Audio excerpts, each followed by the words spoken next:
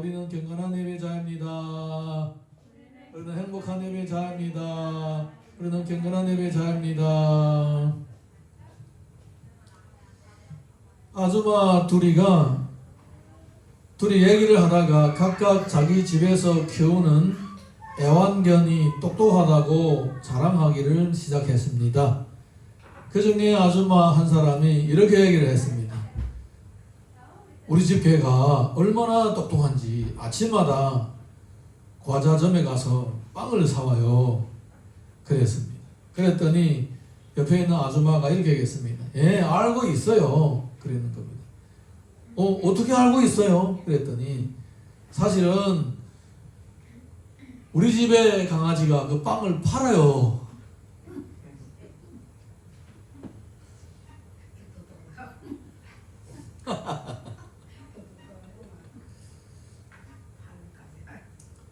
빵을 파는 개와 빵을 사는 개 때문에 우리가 빵 터졌습니다. 엄마 보고 엄마 배고파 하면 엄마는 그래 뭐 먹을래? 엄마 만들어줄게 이렇게 한다고 합니다. 아빠한테 아빠 배고파 그러면 그래 가다 사 먹어 그러면서 용돈을 준다고 합니다.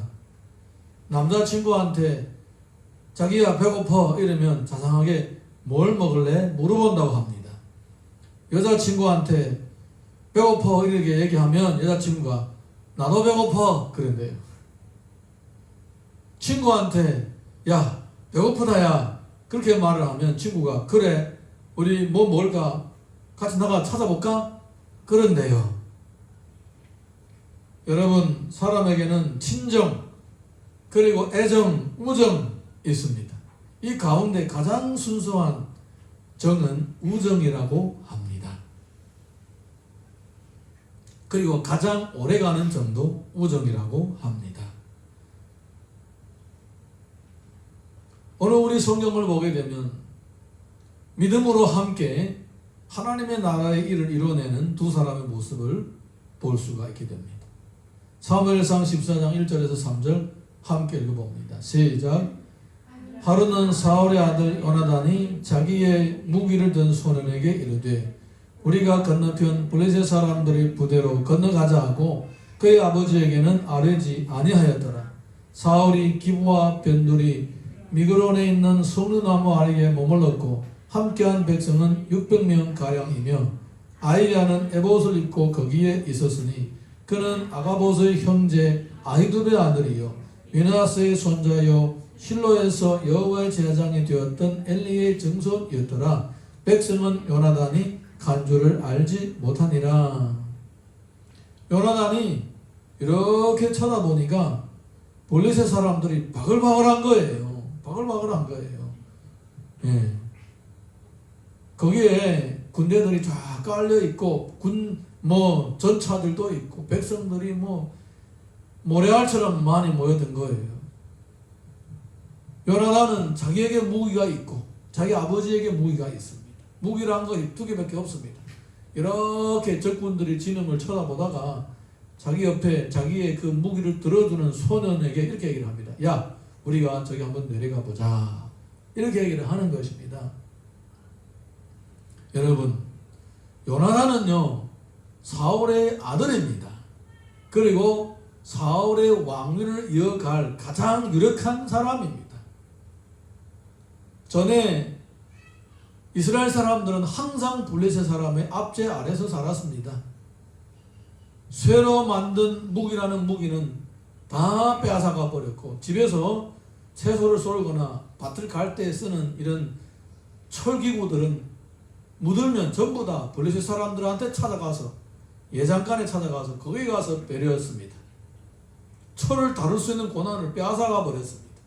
그리고 그들이 농사를 해놓고 농사가 잘 되면 와서 빼앗아갑니다. 이렇게 보다가 힘센 청년들이 있으면 데려가 버려 자기들이 가서 일시킵니다. 예쁜 또 소녀가 있으면 자기들이 빼앗아갑니다. 이렇게 이스라엘 백성들을 굉장히 괴롭힌 거예요. 수십 년 동안 그렇게 블레셋 사람들이 괴로움을 당하면서 살았는데 그 괴로움을 꾹 참으면서 반항을 하는 사람이 없었습니다. 그런데 이 요나단은 어느 날에 사람 몇이 데리고 사람 한 1,000명 데리고 가가지고 이 블레셋 사람의 수비대를 가서 공격을 한 거예요. 그때부터 블레셋 사람들은 이것들 봐라 반항을 하네. 그리고는 이제 수만 명을 데리고 와가지고는 이스라엘을 완전히 밟아버리려고 했던 거예요. 그러니까 며칠 전에 이 블레셋 사람들을 향하여서 반항을 했던 그 시작을 했던 사람이 바로 요나단인 거예요. 자기는 나름대로의 어떤 소신이 있고 하나님으로부터의 부름받은 사명감이 있는 거예요. 우리가 이렇게 살아서는 안 된다. 우리가 이렇게 하나님을 믿는 백성들이 이방 사람들의 앞지 안에서 이렇게 노예짓을 하면 안 된다. 우리는 사람의 종이 아니라 우리는 하나님의 종이다. 이렇게 생각을 한 거예요. 그래서 우리는 이 이방 사람들 앞에 속에서 벗어나야 되고 신앙의 자유를 찾아야 되고 우리의 삶의 자유를 찾아야 된다. 이렇게 생각을 한 거예요. 예. 그래서 1,000명을 데리고 이제 도전을 했는데 이제 뭐 대치 상태가 돼가지고 이번에는 잘못하면 이스라엘 전체가 옛날보다도 더 처참하게 될 수 있는 그런 상황에 몰린 거예요. 3,000명 따라가는 3,000명 군대도 다 도망가 버리고 600명밖에 안 남은 거예요. 그 600명도 이제는 전부 다 아버지가 데리고 있고 자기가 데리고 올 수 있는 사람은 딸랑 한 명, 무기를 들어주는 사람 한 명밖에 없습니다. 그런데 요나단의 그 믿음과 열정과 사명감은 하나도 수그러들지 않았습니다. 그런 자기를 무기를 들어주는 손을 보고 야 우리가 저 한번 건너가 보자 이렇게 얘기를 하는 것입니다. 사랑하는 성도 여러분, 이렇게 사명이 있고 열정 있는 사람은 생각만 하고 있는 사람이 아니고 말만 하는 사람이 아니고 행동하는 사람이라는 것입니다. 하나님의 역사는 생각하는 사람에게 나타나는 것이 아니고 말만 하는 사람에게 나타나는 것이 아니고 하나님의 역사는 행동하는 사람에게 나타나는 것입니다. 이 성경 원리를 반드시 기억하시기 바랍니다. 자, 우리 이어서 6절에서 7절 봅니다. 시작.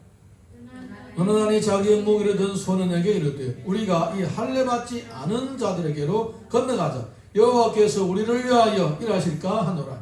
여호와의 구원은 사람이 많고 적음에 달리지 아니하였느니라. 무기를 든 자가 그에게 이르되 당신의 마음에 있는 대로 다 행하여 앞서 가소서. 내가 당신과 마음을 같이하여 따르리이다. 이 할례 받지 않은 사람들에게 우리가 건너가자. 가서 싸우자. 여호와의 전쟁은 사람이 많고 적음에 달려있지 않다라고 얘기를 하는 것입니다. 사랑하는 성도 여러분, 사울이 군대들을 끌고 블레셋 사람들하고 대치를 하려고 할 때에 자기가 가지고 있는 군대들이 저 블레셋 사람들 개미떼 같이 모래알 같이 모여올 때 겁이 나가지고 슬슬 다 도망가 버리고 백성들은 한 명도 안 남고 데리고 있었던 군사들도 다 도망가가지고 이번에는 안 남습니다. 그럴 때에 사울은 무서워했습니다. 야, 우리가 더 기다리다가 다 떠나가 버리겠다.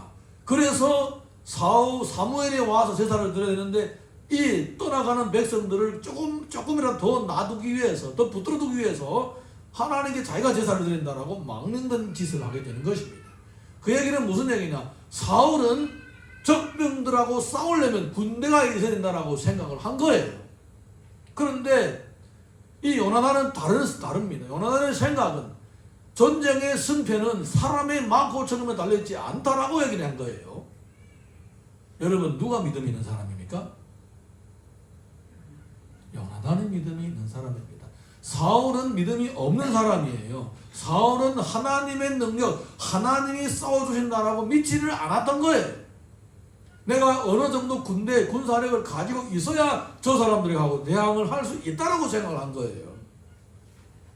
사울은 왕이 되었지만은, 그리고 정말 훌륭한 사람이었지만은 관건적인 순간에 무너지는 원인은 뭐냐? 믿음이 없었기 때문입니다. 다 가지고 있는데 딱 하나만 모자랍니다. 뭐냐? 하나님을 믿는 믿음이 없는 거예요.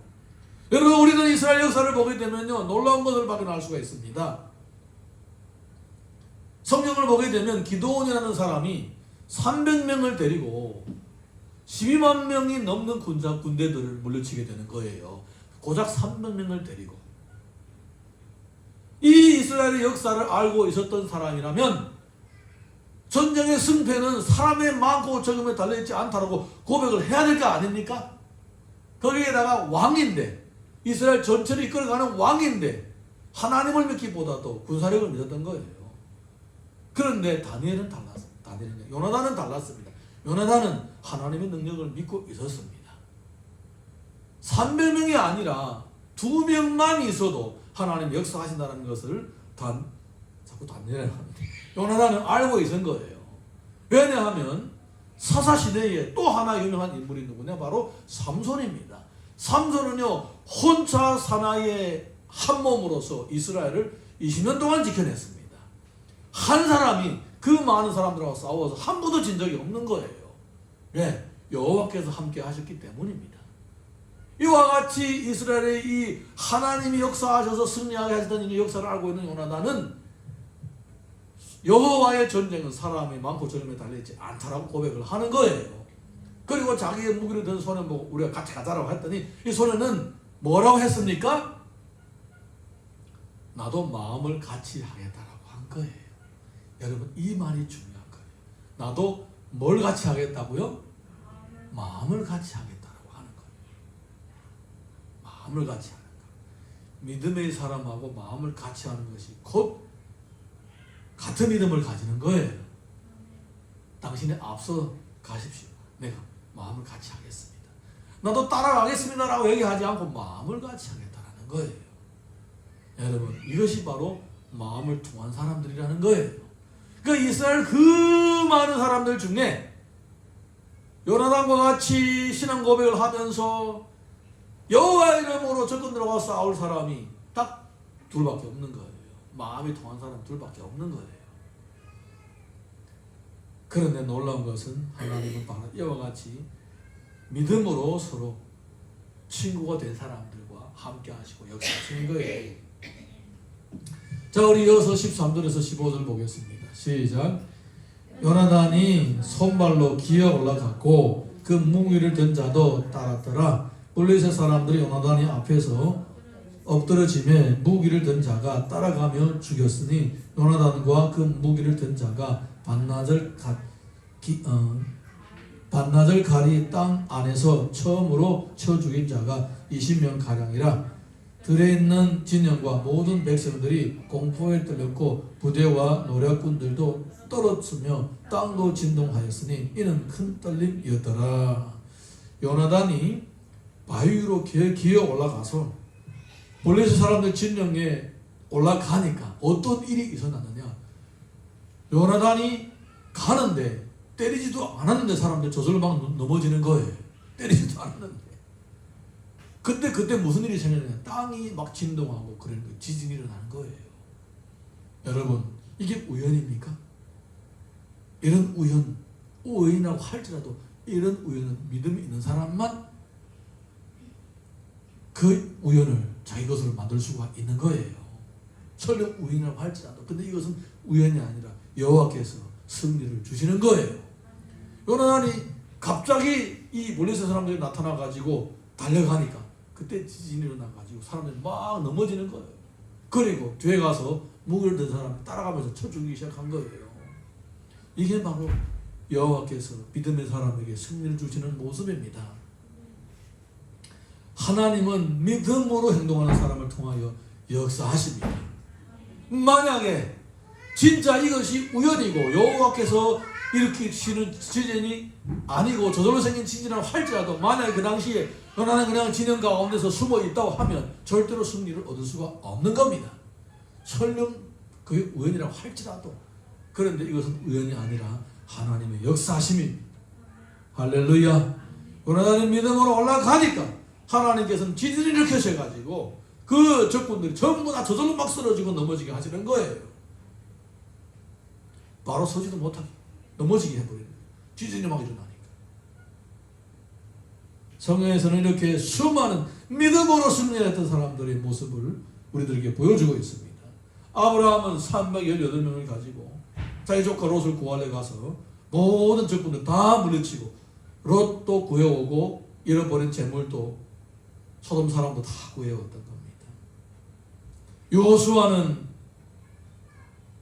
백성들을 이끌고 나가서 아말렉 사람들하고 싸울 때에 모세가 기도했더니 결국은 모든 아말렉 사람들 다 물리쳤습니다. 그리고 여호수아가 이스라엘 백성들 데리고 요단강가에 왔을 때에 그 제사장들이 발로 흐르는 요단 강물을 밟았을 때 요단 강물이 멈췄던 거예요. 입다, 기드온 이런 사람 다 믿음으로 싸웠던 사람입니다. 자기 실력으로 자기 힘으로 싸운 사람들이 아니었습니다. 믿음이라는 것이 무엇입니까? 하나님께서 하실 줄 믿는 것이 바로 믿음입니다. 하나님의 능력을 믿는 것이 믿음입니다. 이만하면 내가 싸워도 되겠지. 내게 뭐 실력도 있고 내게 체력도 있고 내게 사람도 있고 내게 재물도 있으니까 요 정도면 내가 싸우면 이기겠지. 이런 생각을 하는 것은 하나님을 믿는 것이 아니라 자신을 믿는 거예요.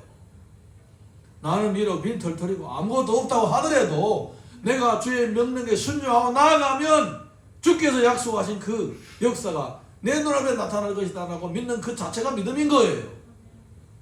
오늘날 우리가 성도들이 살아갈 때에 가장 필요한 것이 바로 믿음인 거예요. 자녀들을 키울 때도 믿음으로 키워야 되는 거예요. 얘가 그래도 학이라도 하나가 있어야 나중에 먹고 살지. 그래서 평생 뼈 빠진 아이를 공부를 시키는 거예요. 그 애가 학위가 없어도 살아남을 수가 있는 거예요. 하나님만 한 게 하신다면. 아멘입니까?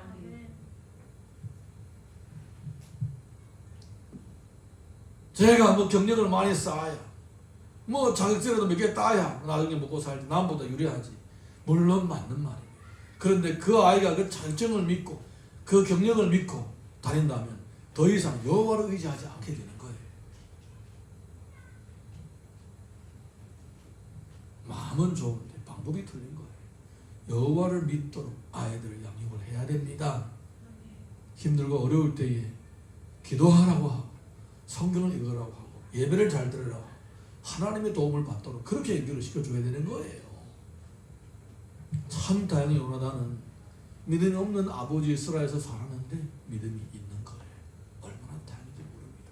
어떻게 이 아이가 믿음이 있었는지는 우리는 성경을 잘 모르지만 어쨌든 아버지는 믿음이 없는데 아들은 믿음이 있는 거예요. 그리고 그 승리를 이끌어내는 거예요.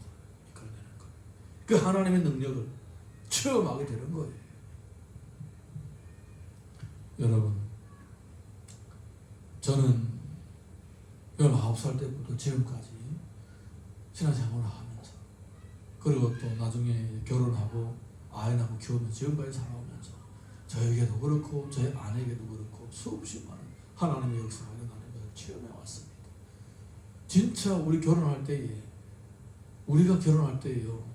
돈이 얼마 있었느냐 2,400원밖에 없었습니다. 돈 2,400원. 누가 4,000원을 줬는데 아내한테 반지를 1,600원짜리를 사주고 그 다음에 그 나머지 그 돈 가지고 결혼을 했어요. 첫 번째, 그 당시에만 해도 그 당시에도 지금은 똑같아요. 돈이 없으면 결혼을 못합니다.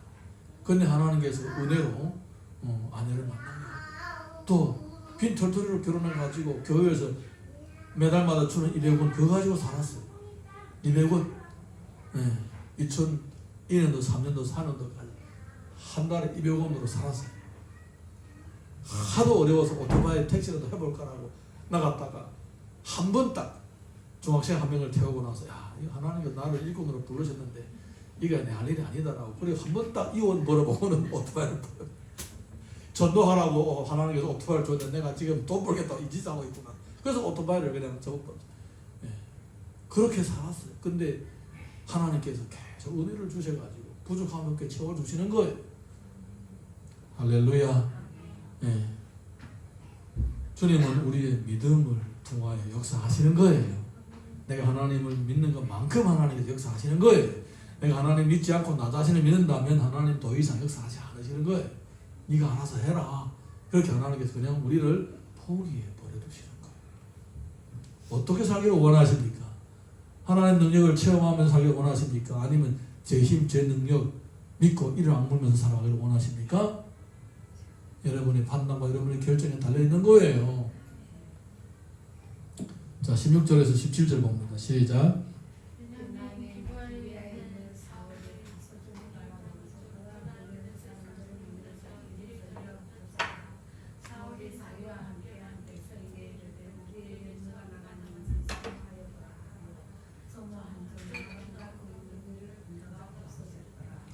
사울이 저 보니까 블레셋진님들이 막 싸움이 일어나가지고 사람들이 막 벽이 쓰러지고 누가 칼로 가지고 사람 죽이고 난리 난 거예요. 야, 무슨 일이 생겼냐 조사해보라 했더니 자기 아들하고 같이 있는 그 병이 든 사람이 나가 싸우고 있는 거예요. 자, 이어서 18절 19절 읽어봅니다. 시작. 사울이 아이에게 이르되 하나님의 교회를 이리로 가져오라 하니 그때 하나님의 교회가 이스라엘 자손과 함께 있음이니라. 사울이 제사장에게 말할 때에 블레셋 사람들 진영에 소동이 점점 더한지라. 사울이 제사장에게 이르되 내 손을 거두라 하고. 여러분, 이 사건을 통하여 우리는 더더욱 사울은 하나님을 믿지 않고 있구나 라는 것을 알 수가 있습니다. 저렇게 난리가 나니까 법궤를 가져오라, 하나님께 좀 물어보라고 합니다. 그래서 법궤를 가지고 오는 동안에 그게 뭐 1시간 걸리겠습니까? 2시간 걸리겠습니까? 금방 가져온 거 아닙니까? 뭐 한 5분 10분밖에 안 걸리겠죠. 그런데 이 5분 10분을 기다리면서 보니까 저게 난리가 난 거예요. 더 많은 사람들이 픽픽 쓰러지고 죽어가는 거예요. 그래서 야, 그만둬, 가져오지 말라 이러는 겁니다. 하나님께 물으려고 했다가도 그만둬, 손을 거두라, 하지 말라고 하는 거예요. 그리고는 뭐합니까? 자, 40절에서 20절에서 23절 봅니다. 시작. 사울과 함께한 모든 백성이 모여 전장에 가서 본즉 블레셋 사람들과 그 칼로 자기의 동무들을 침으로 크게 혼란하였더라. 전에 블레셋 사람들과 함께하던 이브리 사람이 사방에서 블레셋 사람들과 함께 진영에 들어왔더니 그들이 돌이켜 사울과 나단과 함께한 이스라엘 사람들과 합하였고 에브라임 산지에 숨었던 이스라엘 모든 사람도 블레셋 사람들의 도망함을 듣고 싸우러 나와서 그들을 추격하였더라. 여호와께서 그날에 이스라엘 구원하심으로 전쟁의 벼당원을 지나니라. 딱 보니까 거기에서 자기들끼리 막 싸우고 난리가 난 거예요. 그래서 이제 합류를 해서 승리를 이루었습니다. 여러분, 우리는 이 성경을 통하여서 참 안타까운 사연을 발견하게 되는 것입니다. 첫 번째, 하나님은 믿음이 있는 사람을 통하여 역사하신다라는 것입니다. 한 사람이든 두 사람이든 믿음만 있으면 하나님은 그 사람을 통하여 역사하시는 거예요. 그리고 인간적으로는 아무리 좋은 조건을 가지고 있다고 하더라도 하나님을 의지하지 않으면 하나님은 그 사람을 사용하지 않으시는 거예요. 설령 사용을 했다가도 그냥 버려두시는 것입니다. 사울하고 요나단은 같은 핏줄이고 같은 이스라엘 사람이고 같은 사명감으로 불타는 사람이지만 완전히 다른 길을 가고 있다는 것을 볼 수가 있습니다. 사울은 키도 크고 얼굴도 잘생겼다고 했습니다. 인품도 좋다라고 했습니다. 아버지가 믿음직스러운 아들이라고도 했습니다. 그리고 또 다른 사람의 말에 귀도 잘 기울이고 사람의 말을 잘 들어주는 그런 사람이었습니다. 모든 것을 갖추었지만은 딱 한 가지 모자랍니다. 뭐? 하나님을 믿지 않습니다. 믿음이 없는 거예요. 이 믿음이 없는, 이 하나님을 믿지 않는, 이 하나님의 능력을 믿지 않는 이 사울은 관건적인 순간에 초조불안하게 되고 관건적인 순간에 조급해지게 되고 기도하지 않게 되고 몸부터 먼저 움직이게 되는 것입니다. 여러분, 반드시 이 사울과 요나단을 통하여 교훈을 얻으시기를 바랍니다. 여러분, 아무리 다급해도 하나님께서 뭐라고 하시는지 뭘 원하시는지 반드시 먼저 분별을 하셔야 됩니다. 그리고 아무리 내가 가진 것이 없더라도 하나님이 역사하시면 된다라고 믿는 믿음을 소유하셔야 됩니다. 믿음만 있으면 역사는 일어나는 것입니다.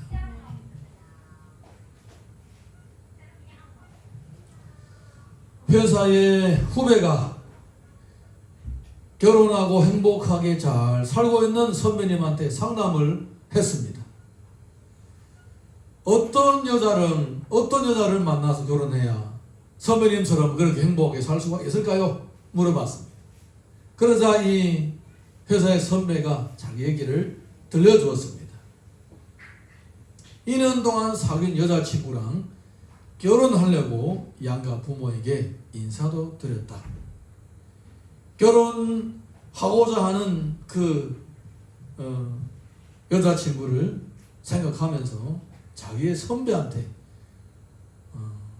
상담을 했다. 그랬더니 선배가 결혼하기 전에 꼭 힘든 여행을 한번 갔다 오라고 권했다. 그래서 나는 한여름에 습기도 많고 푹푹 찌는 날씨에 여자친구랑 한라산 등산을 계획했다. 그래서 둘이 그날에 그 더운 태양빛 아래서 힘든 등산길을 올라갔는데 1시간 좀 넘다 보니 도대체 여길 왜 오자고 했어? 짜증나, 더워 죽겠어 라고 여자친구가 불평하기를 시작했다. 등산을 갔다가 내려오는 내내 투정과 짜증이 끊이지 않았다. 평소에는 그렇게 착해 보이고 배려심이 많다고 생각했던 여자친구가 전혀 다른 모습이었다. 그래서 나의 그런 대상이 아니구나 라고 생각을 하고 등산 마치고 집에 돌아와서 헤어졌다. 그리고 나서 좀 지나서 소개로 다른 여자를 만났는데 결혼할 생각을 하고 또다시 예전의 코스에 뜨거운 여름에 푹푹 찌는 날씨에 등산을 했다. 그런데 이 푹푹 찌는 날씨에 등산을 하다가 앉아서 쉬는 가운데서 이 두 번째 여자친구가 이렇게 물어봤다. 오빠 힘들지? 하면서 물을 건네주더라. 그래서 바로 이 여자다 라고 생각을 하고 등산 마치고 나서 둘이는 결혼했다. 그 다음부터 결혼한 지 5년 됐는데 늘 서로가 배려하면서 이해해주면서 지금까지 행복하게 살아왔다. 너도 결혼할 여자를 만나면 꼭 힘들고 어려운 여행을 한번 다녀오라. 이렇게 얘기를 했대요. 여러분, 평생 같이 할 수 있는 사람이 있고 어느 정도 같이 가다가 힘들면 더 이상 같이 못 갈 사람이 있는 거예요. 믿음의 길에도 똑같습니다. 믿음의 길에도 똑같습니다. 여러분, 우리가 믿음이 없으면요 끝까지 같이 갈 수가 없게 되는 거예요. 믿음이 있는 사람들끼리 서로 끝까지 가게 되고 나중에는 믿음이 없는 사람들끼리 서로 모여서 알아서 갈 길 가게 되는 거예요. 좀 잔인한 얘기이기도 하지만은 그게 사실입니다. 그런데 믿음이 있는 사람하고 믿음이 없는 사람하고 끝까지 같이 가게 되면 어떻게 되느냐? 믿음이 있는 사람이 믿음을 잃게 되는 거예요. 자, 우리 이어서 사무엘상 14장 22절에서 24절에서 27절 읽어봅니다. 시작.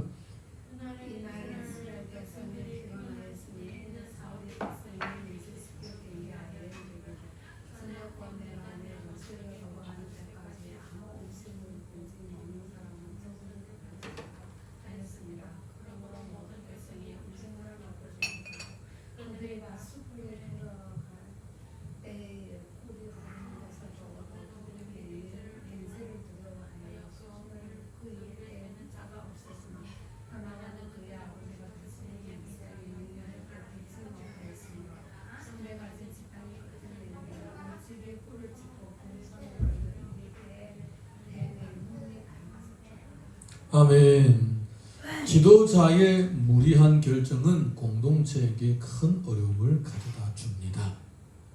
사울은 나름대로 그래도 하나님을 경외하는 믿음은 있었던 것 같아요. 하나님을 의지하고 하나님의 능력을 믿는 믿음은 없었지만은 나름대로 그래도 경건하게 살고자는 생각은 있었던 것 같아요. 사실은 전쟁을 하게 되면 싸우게 되죠. 그리고 배고프게 되면 아무거나 먹게 되죠. 그래서 사울은 아마 걱정을 했을 거예요. 이 전쟁을 하다가 혹시라도 적군들의 노량물을 빼앗으면, 양이라도 빼앗으면 그대로 잡아서 그냥 그 자리에서 회를 떠서 먹을까봐, 육회를 떠서 먹을까봐, 피를 먹고 육회를 떠서 이것은 옛날의 구약에서는 율법을 범하는 죄입니다. 그래서 그럴까봐, 그래서 아예 아무것도 먹지 못하게 하자, 아마 이런 생각을 했던 것 같아요. 그래서 전쟁을 하러 나갈 때 너희들은 이 싸움이 끝날 때까지 아무것도 먹지 말라고 한 거예요. 혹시라도 그런 일이 생길까봐, 짐승을 잡아서 피채 먹을까봐. 그런데 이게 바로 함정이었다는 겁니다.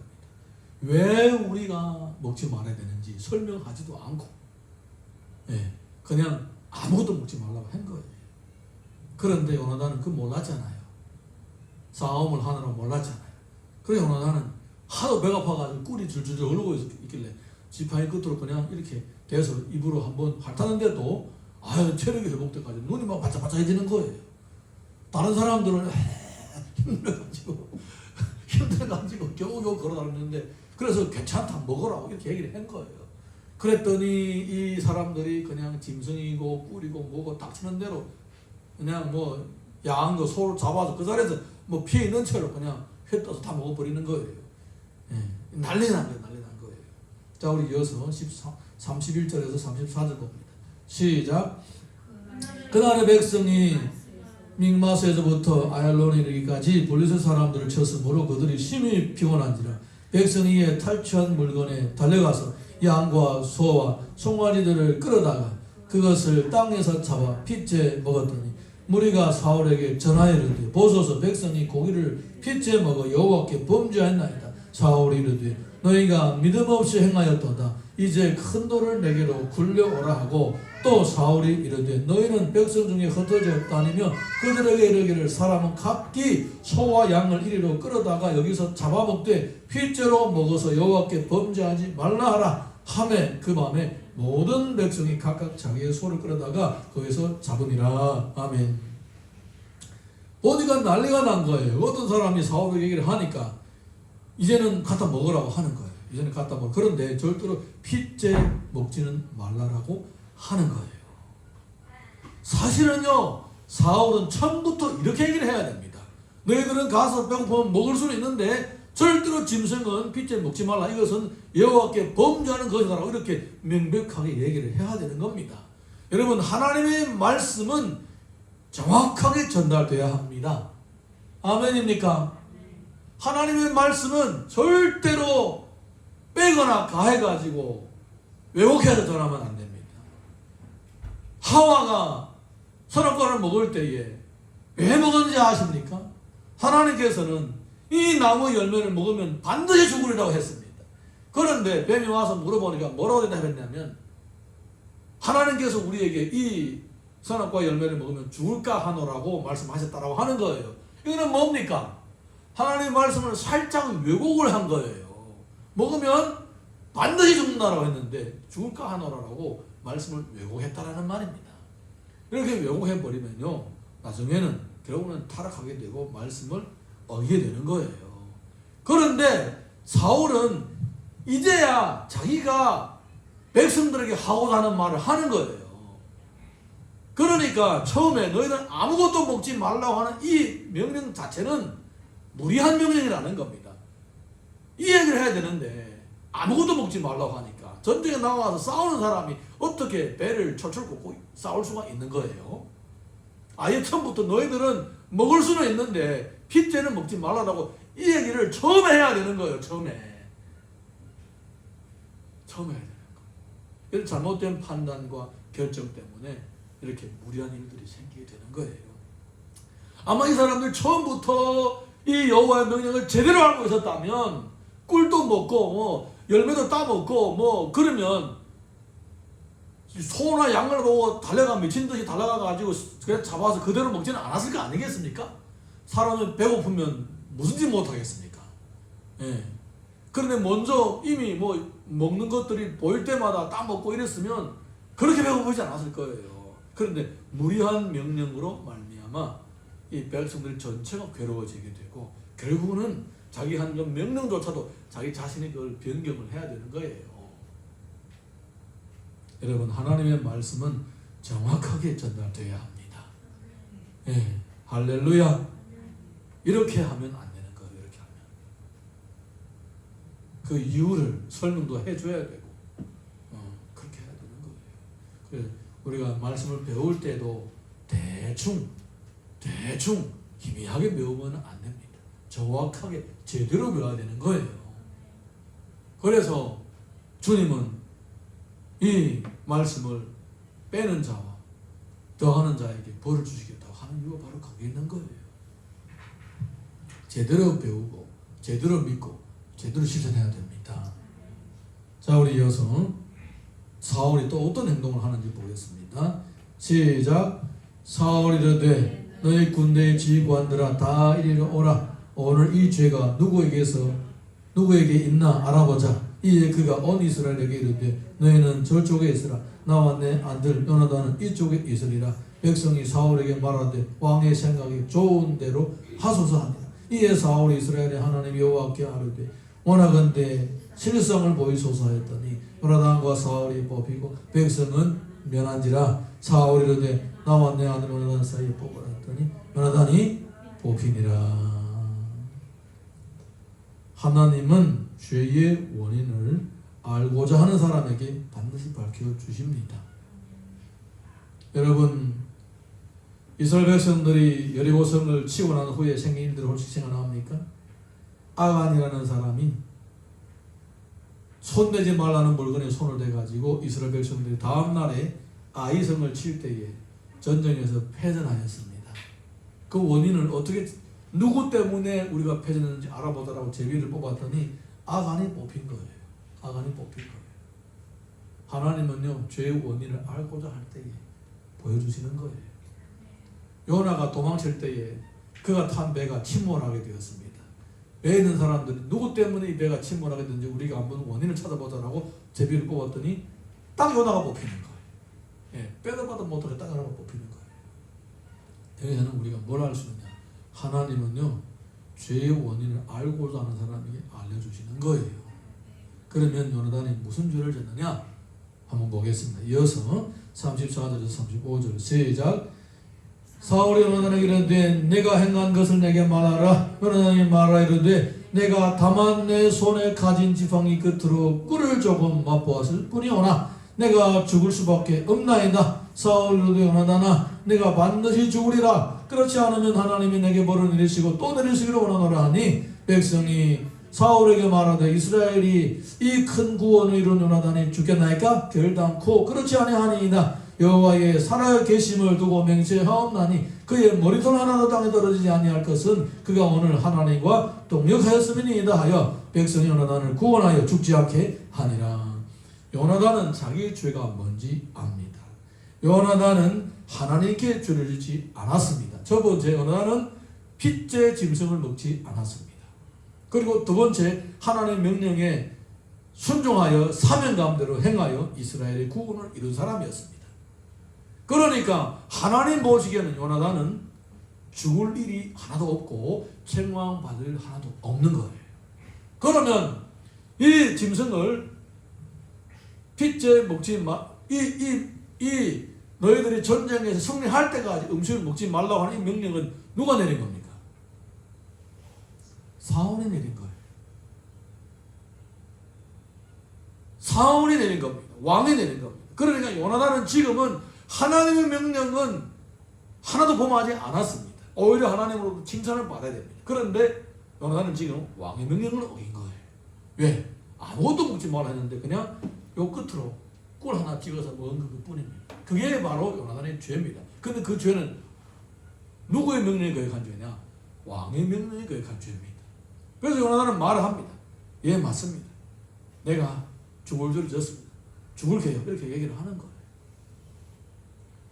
대단한 사람이 아닙니까? 여러분, 죄라는 것은요, 이렇게 원인이 명백해야 됩니다. 요나단은 자기가 무슨 죄인지 압니다.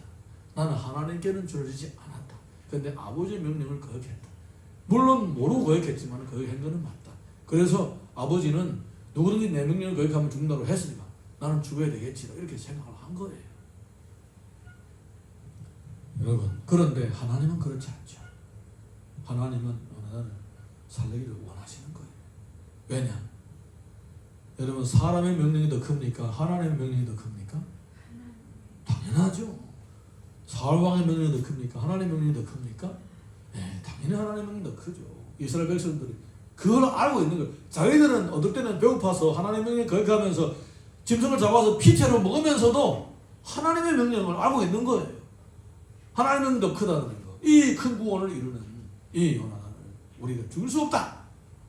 그래서 살리기로. 지연아, 백지연, 예배 끝난 다음에 가. 이리 와. 예배 끝난 다음에 가. 예배 들다가 중간에 그렇게 도망가면 안 돼. 예배 끝난 다음에 가.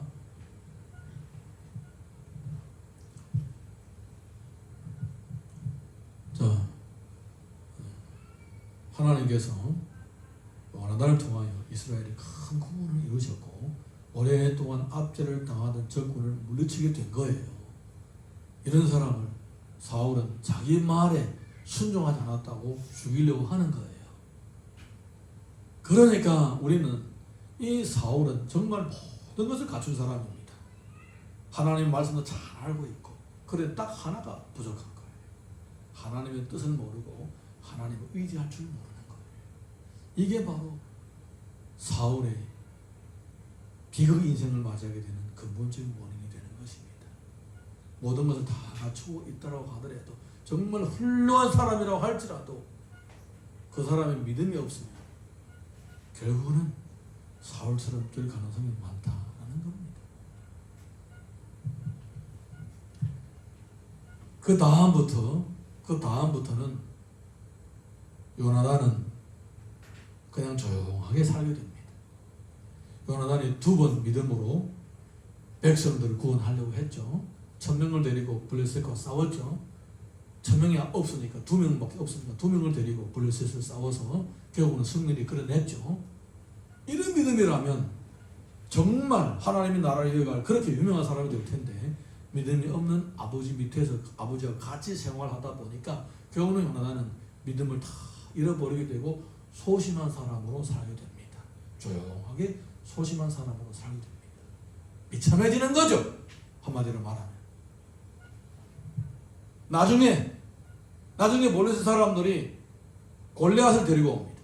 골리앗이 키가 다른 사람보다 훨씬 더 크죠. 그랬더니 이스라엘 백성들 중에서 아무도 나가서 싸우지 않는 거예요. 만약에 주님이 주신 감동으로 나가서 싸웠다가 아버지한테 맞아 죽을 뻔했던 그런 일이 없었다면 아마 그 골리앗을 보고 요나단이 갔을 거예요. 저 새끼 또 나왔네 하고 나갔을 거예요. 아마 믿음으로 갔을 거예요. 그런데 아버지한테 죽을 뻔했던 요나단은 다시 믿음의 용기를 낼 수 없는 그런 사람으로 전락해버린 거예요. 이것이 바로 이 사울의 가문의 비극이에요. 믿음이 있는 사람이 그 가문에서 살아남을 수가 없는 상황인 거예요. 여러분, 교회는 어떤 교회가 되어야 되겠습니까? 주의 뜻대로 살아가는 사람들을 핍박받고 주의 뜻대로 살면 니만 잘 믿느냐 이렇게 비방하는 사람들, 이런 분위기로 교회가 돌아가면 그 교회는 사울의 가문이 되는 거예요. 여러분, 교회는요, 이 요나단처럼 이런 사람이 존경받고 이런 사람을 다른 사람이 점점 많아져야 되는 거예요. 아멘입니까? 나중에 우리가 47절에서 쭉 읽어보게 되면 한번 읽어볼까요? 읽어봅시다. 시작. 사울이 이스라엘 왕위에 오른 후에 사방에 있는 모든 대적 곧 모압과 암몬 자손과 에돔과 소바의 왕들과 블레셋 사람들을 쳤는데 향하는 곳마다 이겼고 용감하게 아말렉 사람들을 치고 이스라엘을 그 약탈하는 자들의 손에서 건졌더라.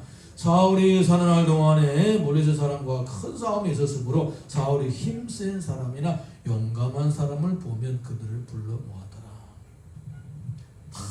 인간적인 방법입니다.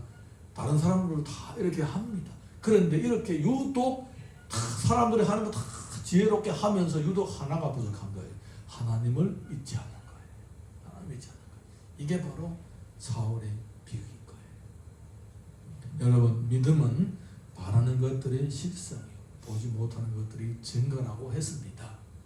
하나님께서 우리와 함께 하시고 하나님이 역사하시면 반드시 이루어진다는 이 믿음이 있어야 되는 거예요. 여러분, 아무리 내가 예수님을 믿는다고 해도 만약 이 믿음이 없으면 사울처럼 믿는 거예요. 그냥 알고 있고 율법을 지키고 그러면 살아가는 거예요. 역사는 안 나타나는 겁니다.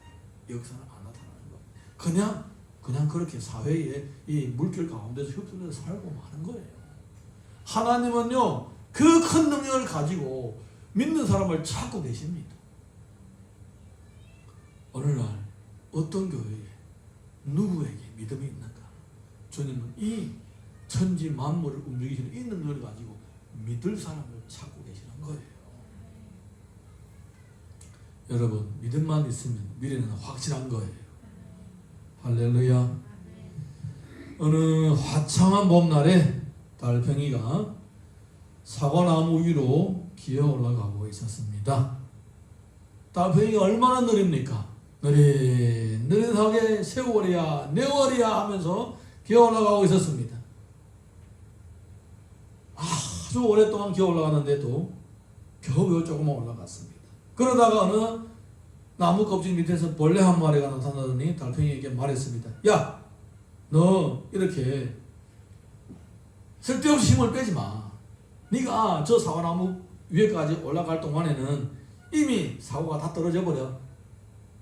그리는 거예요. 너무 느리다 이거예요. 그랬더니 달팽이가 이렇게 얘기를 합니다. 내가 알고 있어.